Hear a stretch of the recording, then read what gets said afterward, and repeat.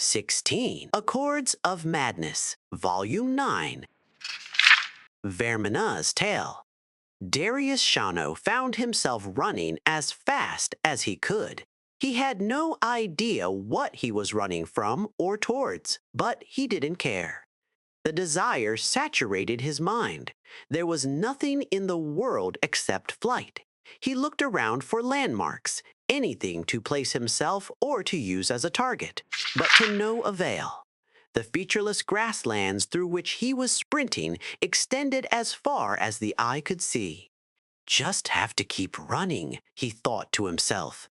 I have to run as fast as I can. On and on he ran, with no end in sight or in mind. Standing over Darius Shano while he lay quietly in his bed were his mistress, Vermina the Dreamweaver, and the mad god Sheogorath. Vernima looked down with pride at this disciple of hers and was boastful of her little jewel. Such potential in this one. Through dreams of inspiration, I have nurtured literary talent into fruition, and now he stands in acclaim as an emerging bard and poet. He will gain much favor before I tire of him. Sheogorath, too, gazed at the young Breton artist and saw that he was indeed famous among the other mortals. Mused Sheogorath. But how many are there who hate this mortal whom you have built? It is the hatred of the mortals which confirms greatness, and not their love. Surely you can accomplish this as well? Vernima's eyes narrowed. Yes, the mortals are indeed often foolish and petty, and it is true that many of their most bold have been despised. Do not worry, Mad One, for I have the power to achieve many forms of greatness with this one, hatred among them. Perhaps, Dreamweaver, it would be amusing to show who has this power. Inspire foolish, arrogant hatred of this mortal for 10 years, and then I will do the same. We shall see whose talents are most efficient, free of aid or interference from any of the Daedra. At this, she relaxed into confident pleasure. The mad god is indeed powerful, but this task is suited to my skills. The mortals are repulsed by madness, but rarely think it worthy of hate. I shall take pleasure in revealing this to you as I bring the more subtle horrors out of this mortal's subconscious. And so, in the 19th year of his life, the dreams Darius Shano had been experiencing began to change. Fear had always been part of the night for him, but now there was something else. A darkness began to creep into his slumber, a darkness that sucked away all feeling and color, leaving only emptiness behind. When this happened, he opened his mouth to scream, but found that the darkness had taken his voice as well. All he had was the terror and the void, and each night they filled him with a new understanding of death. Yet, when he woke, there was no fear, for he had faith that his lady had a purpose. Indeed, one night, Varnima herself emerged from the void. She leaned in close to whisper into his ear, "Watch carefully, my beloved." With that, she pulled the void away, and for hours each night she would reveal to Darius the most horrible perversions of nature. Men being skinned and eaten alive by other men, unimaginable beasts of many limbs and mouths, entire populations being burned. Their screams filled his every evening. In time, these visions gnawed at his soul, and his work began to take on the character of his nightmares. The images revealed to him at night were reproduced on the page, and the terrible cruelty and hollow vice that his work contained both revolted and fascinated the public. They reveled in their disgust over every detail.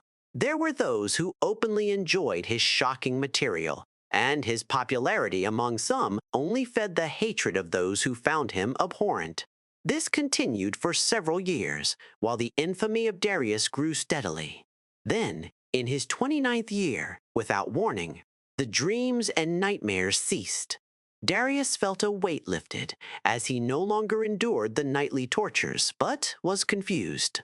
What have I done to displease my mistress? How? He wondered aloud. Why has she abandoned me? Vernama never answered his prayers. No one ever answered, and the restless dreams faded away to leave Darius in long, deep sleeps. Interest in the works of Darius Shano waned. His prose became stale, and his ideas failed to provoke the shock and outrage they once had.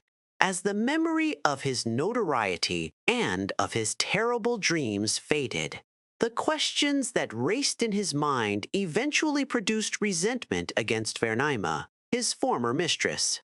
Resentment grew into hatred. From hatred came ridicule, and over time, ridicule became disbelief. Slowly, it became obvious. Vernima had never spoken to him at all. His dreams were simply the product of a sick mind that had righted itself. He had been deceived by his own subconscious, and the anger and shame overwhelmed him. The man who once conversed with a deity drifted steadily into heresy. In time, all of the bitterness, doubt, and sacrilege focused in Darius, a creative philosophy that was threaded throughout all of his subsequent work. He challenged the gods themselves, as well as the infantile public and corrupt state for worshipping them. He mocked them all with perverse caricatures, sparing no one and giving no quarter. He challenged the gods in public to strike him down if they existed, and ridiculed them when no such comeuppance was delivered. To all of this, the people reacted with outrage far greater than they had shown his previous work. His early career had offended only sensibilities, but now he was striking directly at the heart of the people. His body of work grew in size and intensity. Temples, nobles, and commoners were all targets of his scorn. Finally, at age 39, Darius wrote a piece entitled "The Noblest Fool," ridiculing the emperor, god Tiber Septim, for integrating into the pathetic Nine Divines cult. The local king of Denia, who had been humiliated by this upstart in the past, saw his chance. For his sacrilege against the empire, Darius Shano was executed with a ceremonial blade in front of a cheering crowd of hundreds. His last bitter words were gurgled through a mouthful of his own blood. 20 years after their wager was first placed, Vernima and Sheogorath met over Darius Shano's headless corpse. The Dreamweaver had been eager for this meeting. She had been waiting for years to confront the Daedric prince over his lack of action. I have been deceived by you, Sheogorath. I performed my half of the bargain, but during your 10 years you never contacted the mortal once. He owes none of his greatness to you or your talents or your influence. Nonsense, croaked the mad god. I was with him all along. When your time ended and mine began, your whispers in his ear were replaced with silence. I severed his link to that from which he found the most comfort and meaning, and withheld the very attention the creature so desperately craved. Without his mistress, this man's character could ripen under resentment and hatred. Now his bitterness is total, and, overcome by a madness fueled by his rage, he feeds me in my realm as an eternal servant. Sheogorath turned and spoke to the empty space by his side. Indeed, Darius Shano was a glorious mortal. Despised by his own people, his kings, and even by the gods he mocked. For my success, I shall accept 60 followers of Vernima into my service, and the dreamers will awaken as madmen. And thus did Sheogorath teach Vernima that without madness, there are no dreams and no creation. Vernima will never forget this lesson.